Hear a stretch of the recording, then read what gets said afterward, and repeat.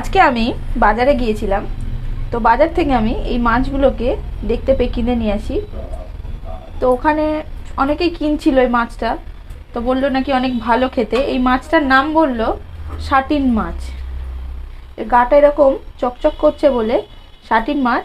এটা একটাই কাঁটার মাছ এবং এর গায়ে কিন্তু মানে মাছের পরিমাণটা খুবই বেশি। এক একটা মাছ খুবই ভারী। তো আজকে আমি আপনাদেরকে এই সমুদ্রের মাছটা রান্না করে দেখাবো। তো আমি মাছটাকে কেটে ভালোভাবে ধুয়ে নিয়েছি। দেখুন আমি মাছটাকে কিভাবে কেটেছি। এর এইখানে যে পাখনাগুলো ছিল সেইগুলো কেটে নিয়েছি এবং এই কানের পাশ দিয়ে কানকো এবং ফুলকা সব ফেলে দিয়েছি এবং টেনে এর ভেতরে যে ছিল নাড়ি ভুঁড়িগুলো সেগুলো সব বার করে নিয়েছি। এবং এই মাছটার গায়ে কিন্তু একটু আঁশ নেই, এটা কিন্তু সম্পূর্ণ প্লেন। এই সমুদ্রের মাছটা আমি রান্না করে দেখাবো। তো এখানে আমি মাছের গায়ে একটু নুন দিয়ে দিলাম। এটা যেহেতু সমুদ্রের মাছ কিন্তু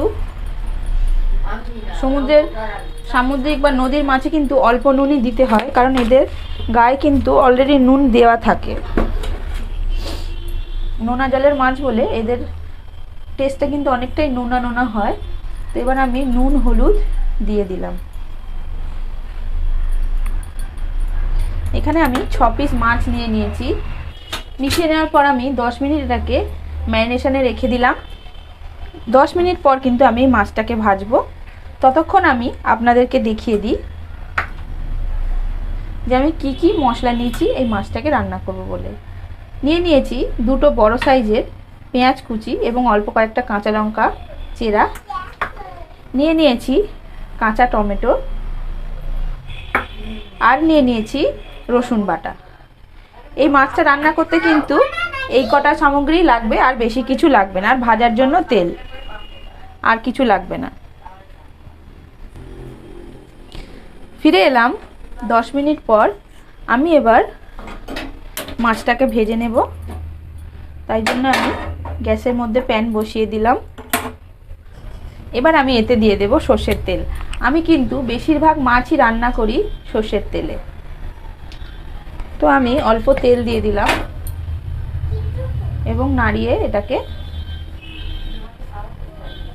প্যানের গায়ে সম্পূর্ণভাবে লাগিয়ে নিলাম। এইসব মাছ রান্না করতে গেলে একটু সামান্য বেশি তেলের দরকার হয়, কিন্তু আমি যতটা চেষ্টা করব খুবই কম তেল দিয়ে, যতটা সম্ভব কম করা যায় ততটা কম তেল দিয়ে এই মাছগুলো রান্না করার। তো ততক্ষণ তেলটা গরম হোক। তেলটা গরম হয়ে গেছে। এবার আমি নুন হলুদ মাখিয়ে রাখা মাছগুলো এক এক করে ভেজে নেব।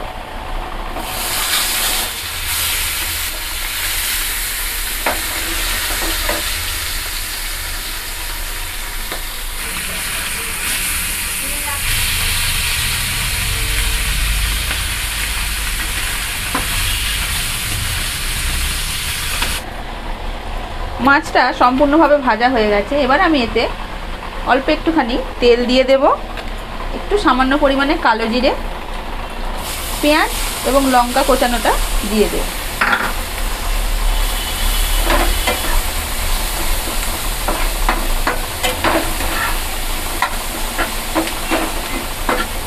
পেঁয়াজটা যাতে তাড়াতাড়ি নরম হয় তাই জন্য আমি ওপর থেকে একটু নুন ছড়িয়ে দেব।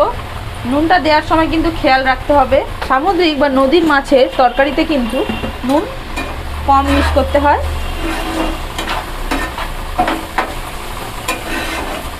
পেঁয়াজটা নরম হয়ে গেলে আমি এতে রসুন বাটাটা মিশিয়ে দিয়েছি। এবার এই রসুনটাকে পেঁয়াজের সাথে ভালোভাবে মিশিয়ে নেব।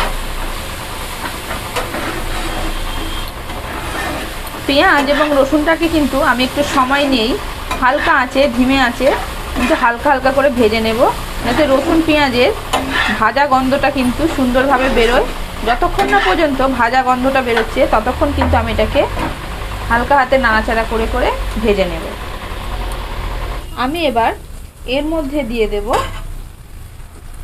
পরিমাণ মতন হলুদ গুঁড়ো, 1 চামচ লঙ্কা গুঁড়ো।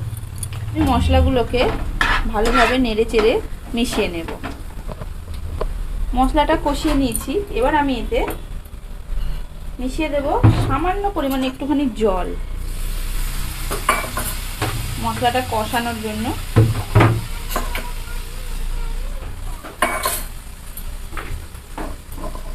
জলটা দিয়ে ভালো করে নাড়াচাড়া করে নেব।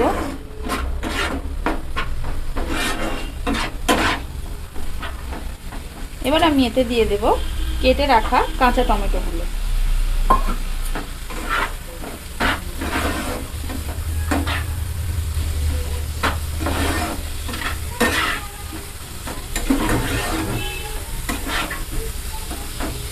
কাঁচা টমেটোটা আমি এরকম হালকা আঁচে ধীরে ধীরে কিন্তু এর সাথে ভেজে নেব।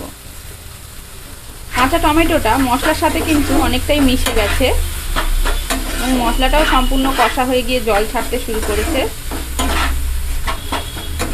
তা আমি এবার এতে যতটা গ্রেভি বানাবো সেই পরিমাণ কিন্তু আমি জল এতে মিশিয়ে দেব।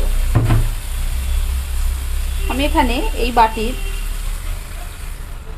1.5 বাটি মতন জল মেশাবো।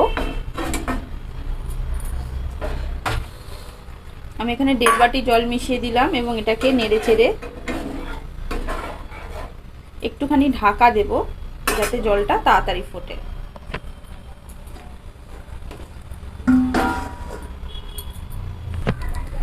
ফিরে এলাম 5 মিনিট পর।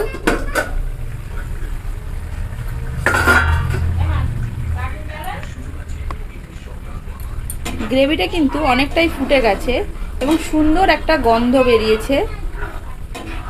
কাঁচা টমেটোগুলো দেখুন অনেকটাই গলে গলে গেছে।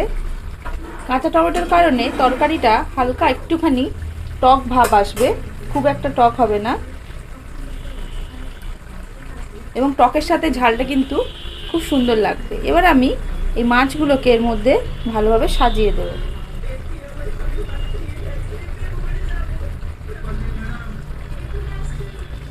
আমি আঁচটাকে একদম লো করে দেব এবং এটাকে আরও 5 মিনিটের জন্য ঢাকা দিয়ে রান্না হতে দেব। 5 মিনিট পর আমি এর ঢাকনাটা খুলে দেখব।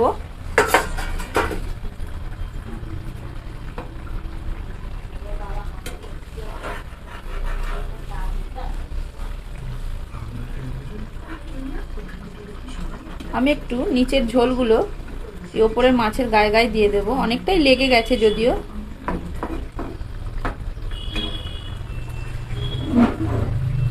এবার আমি আঁচটাকে জোর করে দেব। মাছের ঝালটা রেডি হয়ে গেছে। এবার আমি এটাকে নামিয়ে নেব। দেখুন কতটা সুন্দর হয়েছে দেখতে। একবার আপনারা বাড়িতে এই রকম ভাবে মাছের ঝালটাকে ট্রাই করে দেখবেন, অবশ্যই সুন্দর খেতে হবে। আমি কিন্তু এখানে বেশি তেল ঝাল মশলা ব্যবহার করিনি, খুবই কম ইনগ্রেডিয়েন্টস দিয়ে এই মাছের ঝালটাকে বানিয়েছি। আমার ভিডিও যদি আপনাদের ভালো লেগে থাকে অবশ্যই আমার ভিডিওটিকে একটি লাইক করে দেবেন এবং আমার চ্যানেলে নতুন হয়ে থাকলে অবশ্যই কিন্তু চ্যানেলটিকে সাবস্ক্রাইব করে দেবেন। আমি দেখতে পাচ্ছি অনেক বন্ধুরাই কিন্তু আমার ভিডিওটি দেখছেন কিন্তু সাবস্ক্রাইব না করেই চলে যাচ্ছেন।